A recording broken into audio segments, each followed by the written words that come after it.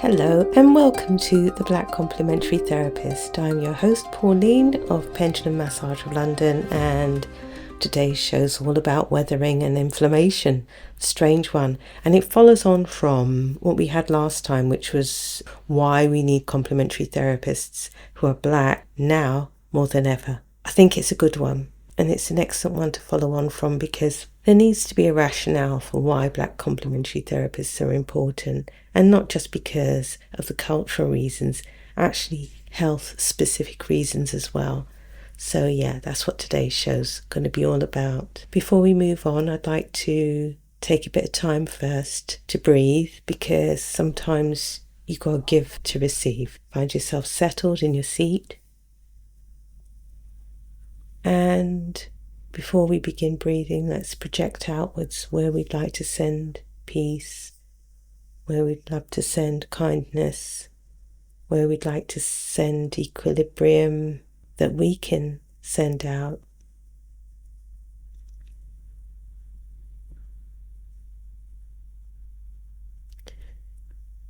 Visualize that energy radiating from you, that goodness that you're sending out there.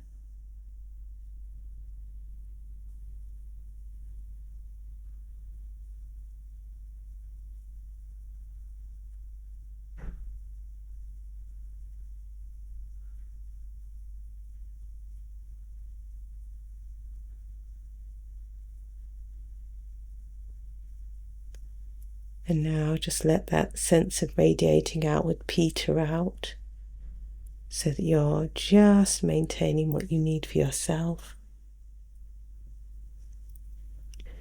And there we have it. If the world's not a little bit better for a little bit of love being sent out, what point is there? Today, I was just thinking about how the week's been. The week has been busy, creative, expansive, thoughtful, full of community. It's been all those things. So last week, Monday, I did a mobile job. Lovely couple, tired, not quite burnt out, but definitely tired and in need of massage. And really nice, a day out to do that. Then I dashed back and did one job, and then I ended the week on Saturday with a job at the Trampery. I did some chair massage work for the Camille Rose pop-up that was there on Saturday. It was a really lovely day. Lovely to spend a day pampering loads of black women who had come to see what Camille Rose had going on with the hair products. They had dancing, they had speakers, they had influencers having brunch in the morning. Everybody who came to the event got a spot of lunch and time to chill out and chat and just enjoy the day. So it was really nice. I was kept busy. Lots of lovely people, and it's just nice to get out there and do something a little bit more community focused. Although what I do in my room is definitely community focused. It's me on the Todd, treating one person at a time. So it's just nice to be amongst the hubbub of life out there. So today, it's a call to arms really, because last time we spoke I was talking about therapists, why we need black complementary therapists now more than ever. And today is going to be the damn reason why. That's why. So hold tight and we'll get on with it. So I found a definition of chronic inflammation, and it says that chronic inflammation is a prolonged low-grade immune response that carries on for ages and ages. Chronic inflammation is different from regular inflammation. So, okay, you go on holiday, mosquito love you, mosquito bite you. What do? You get a bump. You get a bump on your skin, and that bump is inflammation. But why? Why is that bump there? It's because when you get bitten, there is bacteria and whatnot there. There may be toxins there your body has to deal with. So your body responds, usually with some histamine, and the histamine causes redness around that area. The body temperature rises in that area and inflammation occurs. And that inflammation is the beginning of the healing process. It is natural. There are lots of other times that we get inflammation. We may have it when we have a cold. There's a certain type of inflammation that occurs around the nose. that area becomes congested because it's fighting an infection. And that infection, when it's fought, inflammation occurs, and that is part of the healing process, the part of the fight towards the healing process. It happens often. The other day I cut my finger. I decided I was going to put some herbal medicine on it, and that sped up the process of inflammation, but also it meant that it healed quicker. There are many ways that we and our forebears used complementary therapies and herbal and traditional techniques to speed up the inflammation process. The process of heating one's body up is in fact a way of speeding up that process. And many techniques do that. So say, for example, even massage. There is a type of damage that is done with massage, which is really good, because what it does is it uniformly creates inflammation, which then heals and means that muscles go through the healing process faster than without. And that form of destruction is positive. Many forms of healthcare are destructive, but in process become positive. So what's chronic inflammation? Well, it's different from acute. Acute inflammation is that one incident, and then from there is healing. Chronic inflammation is a prolonged low-grade systematic immune response that carries on for months and months and possibly even years. Unlike the acute, which is short-term, for example, for injury or infection, chronic inflammation is often silent and can occur without obvious symptoms. The bad thing about chronic inflammation is that over time, damaged tissues and organs age prematurely, and it can contribute to certain conditions which far surpass the chronic inflammation that it would have begun. So say, for example, there might be cardiovascular disease or diabetes, autoimmune conditions like lupus, or even depression and cancer are resultant forms of chronic inflammation. So the thing about chronic inflammation, it's got this longevity to it, is that it comes from and it is influenced by lifestyle, stress, diet, trauma, environmental toxins, and chronic inflammation also can express differently depending on your gender, what hormones you have in your system, your life stage, your genetics, and your stressors. So think about it. What chronic inflammation is, it's your body playing out the cards you have drawn. Carry on with the card analogy then, and we're going to look at different profiles. So we got Linda, postmenopausal woman in her 60s. She's a caregiver, low income, sedentary lifestyle, poor sleeper. So she doesn't get a lot of sleep. Not uncommon in your 60s in postmenopause.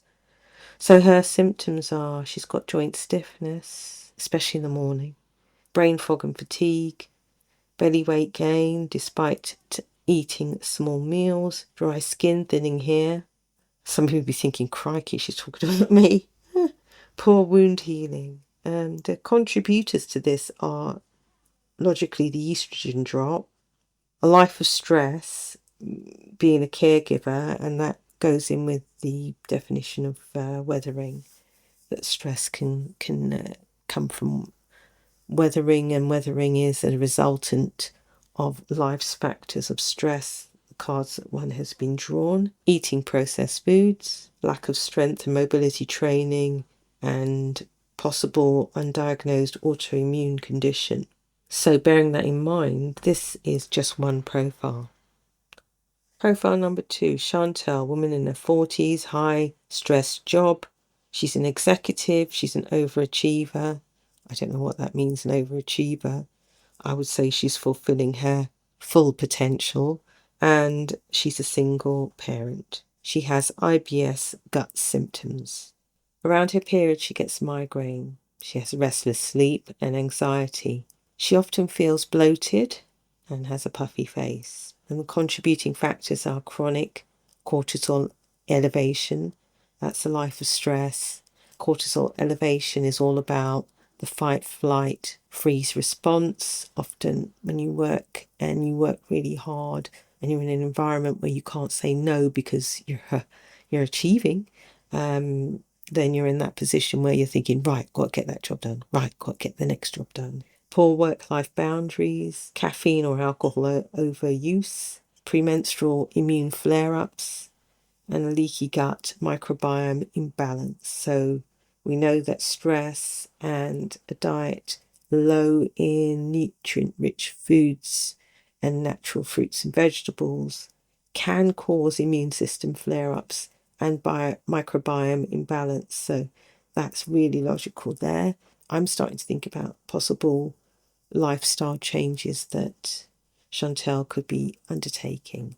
Tasha, a young girl in her 20s, urban lifestyle, works in retail, lives in the city, so polluted areas, smokes occasionally.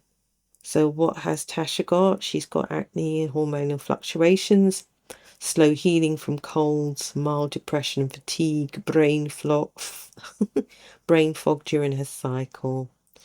Contributors to this are high exposure to environmental toxins, nutrient poor diet, early signs of PCOS. And PCOS is where the ovaries release an egg, but the egg ain't ready, so it kind of erupts, releases loads of hormones and settles down again. Erupts, it leaves loads of hormones, settles down again. So the body's getting ready for menstruation, but it doesn't quite occur because other things are going on. With these fluctuations, loads of other symptoms occur, which aren't so great. Early signs of PCOS and disrupted circadian rhythm. So the urban lifestyle probably involves using computers late in the evening or mobile phone. And what that can do is upset the circadian rhythms as well. So not so great. Okay, going into the men's profiles. Kevin, 50s, office worker. Sits all day, low fitness, chronic back pain issues. So he's got fatty liver markers. That means there is fat around his viscera, which isn't so great. It's an early indicator of metabolic illnesses like diabetes and such like. So chronic lower back pain, stiffness, and if he puts his back out, obviously the fatty liver markers will go up because he'll be more sedentary. He's got erectile dysfunction, read about that in The Guardian later, poor motivation and high blood pressure. So contributors of visceral fat, insulin resistance, poor circulation, excessive refined carbohydrates, testosterone decline and underlying metabolic syndrome. Okay, so let's have a look at somebody who is a little bit contrary. Dwayne, in his 30s, is gym obsessed, works out daily, high protein diet and supplements. Joint pain, not explained by activity, gut bloating and food intolerance, elevated inflammatory markers despite fitness, and trouble sleeping. The contributors, funny enough, is overtraining. If you're overtraining and your body has not got the resources to heal after the overtraining, what you get is inflammation. After heavy training, the body needs good nutrition, rest, and enough calories to deal with the inflammation that occurs naturally due to exercise. But without that, what you do is you overtax the body. So elevated inflammatory markers would be there. Supplement overload. Sometimes supplements aren't so great for you. It depends. Because if you're taking supplements and you don't need them, they're in excess and your body's got to process them and get rid of them. If your body needs them, it will use them. So in effect, the supplements may be a waste. Gut lining irritation from high protein diet. So high protein is all about, repair, growth and repair in the body. But if you've got excess of it, it gets turned into storage of fats, and that's not so great. And effectively what you're doing is you're overeating. So if you have loads of protein, you're overeating, it gets turned into fat anyway. And finally, adrenal strain. So when you're working out and working really hard, your heart's working harder. That is a stress on the system, on the cardiac system, on the body as a whole. So when we look at these case studies, they are all different, but they are all in some way showing inflammatory disease at work. So what can we say all these profiles have in common? All the risk factors of these individuals show that there are underlying chronic inflammation drivers. They've got stress and poor sleep, processed or sugary foods, or pro-inflammatory diets. They have a sedentary lifestyle, with the one exception of the overtrains.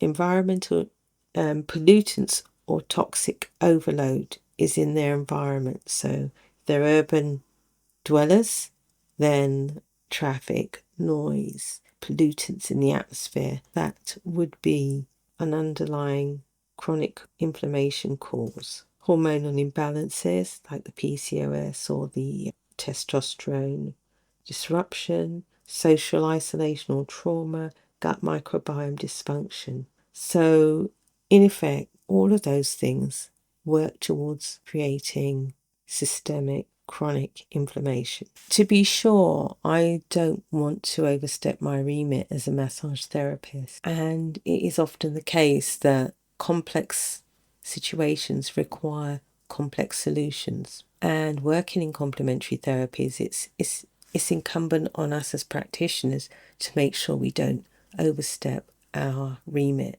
And that's where the team approach comes in. So it is often the case that somebody who's overtraining may seek further advice on how to modify their training to work within their body's capacity.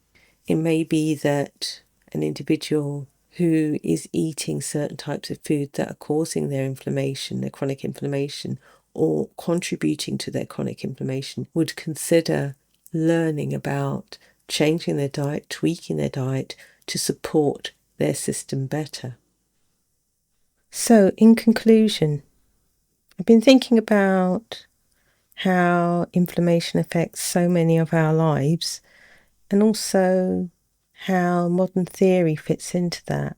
So I read the book by Dr. Arlene Geronimus called Weathering, and it's a book about how marginalised communities, those who have to work in prejudice and injustice in their daily lives, how these people, meaning our people, are affected by the structural racism of living in a diaspora. And this structural racism creates stress in everyday life, which we live through and work through. And there's a saying that if you're from an immigrant family, you have to work twice as hard to get the same reward. Well, that twice as hard working is actually costing our health and well-being, and the proof of Weathering easily demonstrated by the COVID figures and how ethnic minorities and the poor fared during that time of COVID, with the mortality rates, also in the rates of childbirth, also in the rates on mental health, and also in the rates of heart disease, cancer, and other illnesses like diabetes, etc., etc. So the figures bear out. There's research done. There are government papers panicking, having a moral panic about different areas of health in the UK and in other countries. So yeah, it's time to take some control of what we can do by drawing upon community and drawing upon the wisdom that we have to help each other. So, a call to arms for complementary therapists. This is a time we should be getting out there and doing our work and really helping our communities to have the best lives possible. Let's be prepared so that when someone makes the call, we can answer. Okay, right, I'm done for today. It was a big one, and I hope that I've done the subject justice, and I look forward to any comments that you'd like to share. I am out in the community doing my thing. I'm Pendulum Massage. I do massage in E14 in London. Got a website, you can have a look. And this year, exciting projects are going. So take care out there, and I'll catch you in 14 or so days with the next episode. Bye.